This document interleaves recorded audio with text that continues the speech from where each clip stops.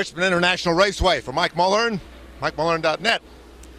And we're here for Saturday night's 400 and Friday night's Nationwide 250. Carl Edwards, the big story. Is he going to sign with Jack Roush for another term? Greg Biffle, his teammate, just did. But Toyota, the Joe Gibbs operation, they really want Carl. Who wouldn't want Carl? Atop the point standings, personality, Red Bull wants him too. Is Toyota going to snake Carl Edwards from the Ford camp? I don't know. Jack appealed to Carl's loyalty last time they were in negotiations when Toyota wanted him, and Carl stayed. A lot of money on the line, and in NASCAR, you try to get what you can when you can. That's one of the stories we're chasing here. We've got a lot of stories we're going to be chasing here. One thing we're curious about is Dodge's horsepower. What's wrong with the horsepower at the Penske shops? Looks to me like Brad Keselowski and Kurt Busch are at the bottom of the rung when it comes to battling the Fords and the Chevrolets and the Toyotas in the horsepower range. We saw that at Nashville last weekend. Brad beaten by 5 car lengths up off the corner by Kyle Busch in a Toyota and Carl Edwards in a Ford.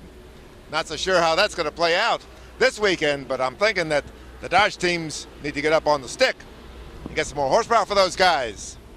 Another story we're looking at, Joe Gibbs engines. Word is that they're having some problems with the seals on some of the valve train parts because of this switch to ethanol. A lot of teams have had that. Ethanol doesn't lubricate the engines quite as well as the other types of fuels that NASCAR's used in the past. Might be biting the Gibbs operation. They've had some engine problems here, and I've been told that they backed off on horsepower to think they get things under control. Maybe that's why Denny Hamlin has been a no-show pretty much this season. Kyle Busch, he's looking pretty strong, but maybe he's doing it a lot on driving.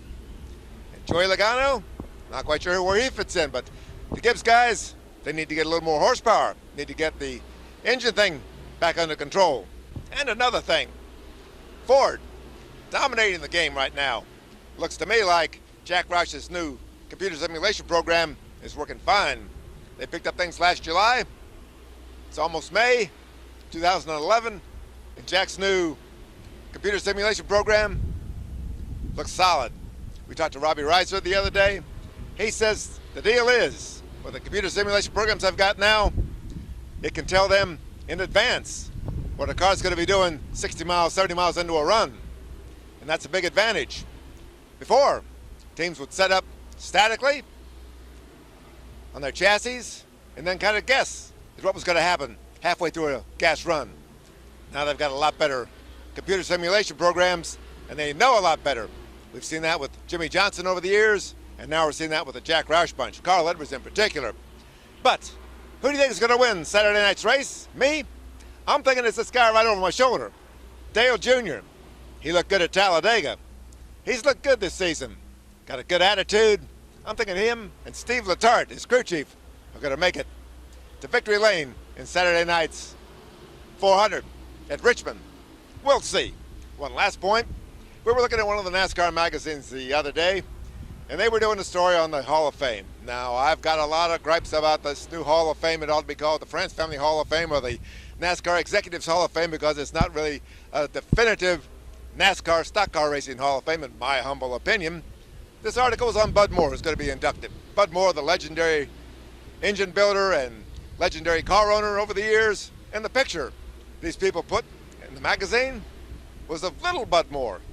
Now, those of you who don't know the difference between little Bud Moore and big Bud Moore, well, that says something about the state of the people putting together some of these magazines right now.